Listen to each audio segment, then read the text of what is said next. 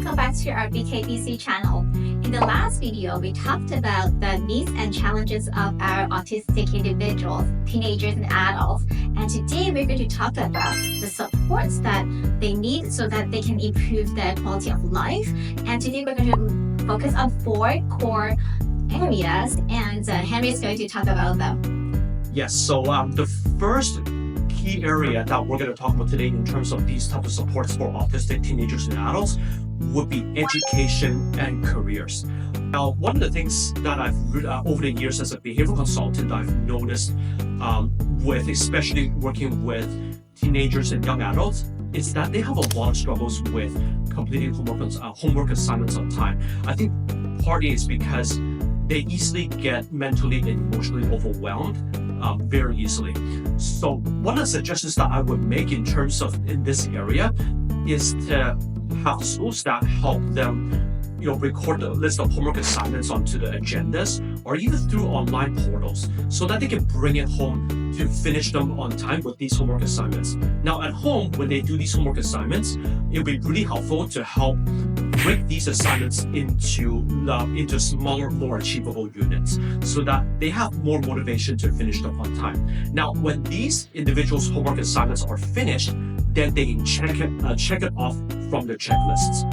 And at this time, I think this is where the school and the family, the partnership between them will be really important, because then the parents would really help them prioritize what is more important and what's not. For example, something that must be done first would be homework assignments. Or after that is done, whatever that the child may want to do, for example, play video games at home or hang out with friends, etc., can be done later. Through this time, the parents can really help them allocate the amount of time that goes toward each of these activities. And I think this is important. Also, like at school, another major topic that they talk about, especially in the more senior grades, like grades 11 or 12, would be talking about transitions into adulthood and job planning and things like that. One of the things that we talked about can really help autistic teenagers and young adults in this area would be to help them identify some of their strengths and interests and hobbies, right? And with this list of things, then we can start generating a list of possible career paths and goals that can well match with their careers, with their interests and hobbies.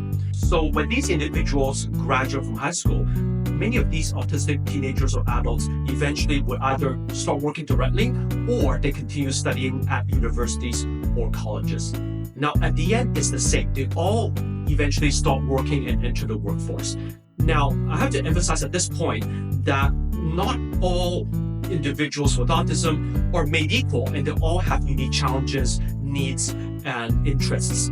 At the same time, some of the things that I've noticed that is a pattern in terms of the struggles is that many of these autistic adults prefer sameness over sudden changes in the environment that make them more emotionally overwhelmed and can usually lead to meltdowns. Based on this type of profile, these are certain jobs or careers that I think would be really well matched with many of these autistic teenagers and adults. For example, warehouse workers, assembly line workers, or even dishwashers at a restaurant. Now, at the same time, for those who end up with a university degree or both, these types of career paths I think would well match their types of profiles as well. For example, accountants, pharmacists, medical lab technologists, or even software engineers. As you notice, many of these types of career involve as least amount of interactions with other people as much as possible, especially when autistic adults really struggle with social skills and reading nonverbal cues. Now, once they settle into a job and then they have a long-term employment and their job is very stable, they still encounter a lot of challenges. For example, many of them may be bullied at the workplace, they might get socially ostracized, and they have decreased chances of being able to advance through their careers or even get a pay raise. Some of these things result because many of them struggle with social skills at work. And I think this is where job coaching, especially focusing on soft skills, would be really helpful. For example, teaching them, supporting them into increasing teamwork, cooperation, and appropriate behaviors at work would come a long way so that they can increase their rapport and support from other coworkers as well. So you shared lots of really great suggestions and what kind of careers that our individuals might be able to try. And let's talk about the next one, independent living skills. Absolutely, yeah. Now, this is going to be the second area of support I think that would really help autistic teenagers and adults.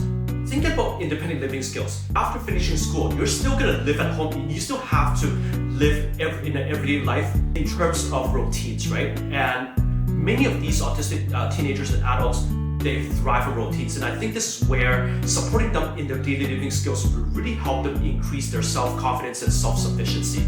For example, helping them with building habits, right? For example, morning routines, evening routines, right? When we talk about morning routines, we can think about waking up, brushing their teeth, getting dressed, right? Preparing for breakfast, etc., right? Now, some of these skills involve hygiene as well, right? And having good hygiene skills is really a confidence booster in terms of social interactions. And also thinking about cleaning, budgeting, and getting ready for work, right? These are also important skills to consider, especially budgeting, because having good budgeting skills will really impact their quality of life as well. And also thinking about transportation too, right? Because eventually they have to go somewhere. So this is where learning to take a bus, remembering the bus schedule, finding out which bus to take would be really important skill to have. And also for those who are interested in driving, maybe considering adaptive programs, driving programs for autistic individuals will be really helpful as well. Yeah, I totally agree with you about the special driving program for individuals. And how about let's talk about something that we always talk about is social skills. Yeah, and this is going to be the third core area of support for autistic teenagers and adults that I think would be really, really huge. Social skills is a most commonly discussed topic in the autistic community. And I totally agree. I think this is something that we also need to talk about and support when kids become adults. So when it comes to friendships and social skills, right? Because many autistic teenagers and adults really struggle with small talks and reading nonverbal cues and language, right? And one of the ways I think would really help them make it more likely to find friends and to make connections with other people, with other peers, would be joining social groups that really focus on these individuals' mutual interests. One of the very good places where they can find these groups will be through www.meetup.com. In that website, they will find a lot of these social groups that tailor to the specific interests. For example, there might be some groups that are for photography enthusiasts, right?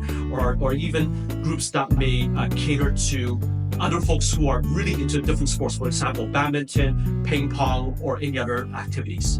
And I think these are really helpful. Another way that I think would really benefit autistic teenagers and adults is through what we call a peer mentorship program. So this type of program would match mentors, usually younger folks who are relatively close in age to these autistic individuals, with the autistic individual.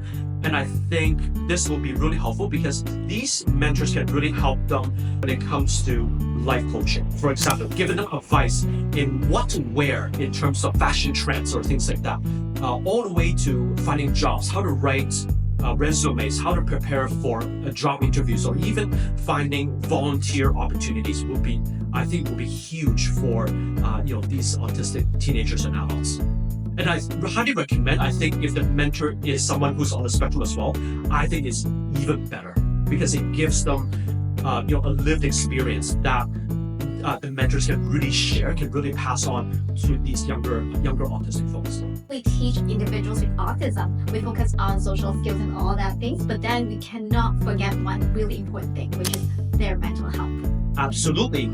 This will be the fourth and the final core area of support that we're going to talk in this video is mental health.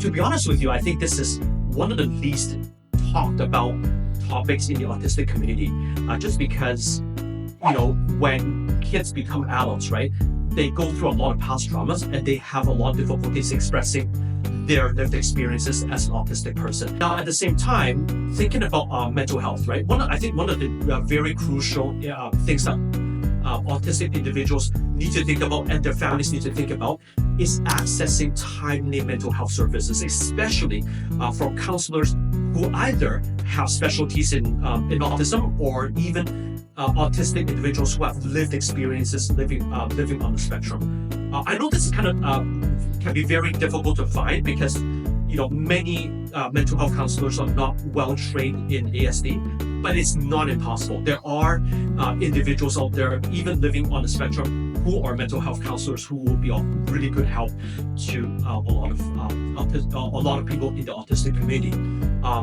And I think in these types of mental health counseling sessions, I think these are the things that may need to talk about. Past experiences, lived experiences, having these traumatic experiences, growing up as an autistic individual, going through bullying, and other types of struggles that they go with as a result of these lived experiences. And I think these are important. Also, besides these types of counseling sessions, join social support groups focusing on these autistic individuals, I think would really provide them with a really useful outlet to talk about their emotional concerns that may be very raw for these people who may not otherwise have felt comfortable in doing so in other mainstream avenues. So today we covered lots of things about supports, and also in the last video we talked about challenges. When we talk about these things, we have so much we can cover, and Absolutely. then we can only talk a little bit of it. Right. Yeah. So we cannot cover everything. So if you have any comments or if you have any your own experience you want to share with us, please feel free to comment down below, and we can talk more about the topics that you're interested in. So if you like this video and if you think this is going to help your friends, please feel free to share and subscribe. And we will see you in the next video. Yep. See you later. Okay, bye. Yep. Bye.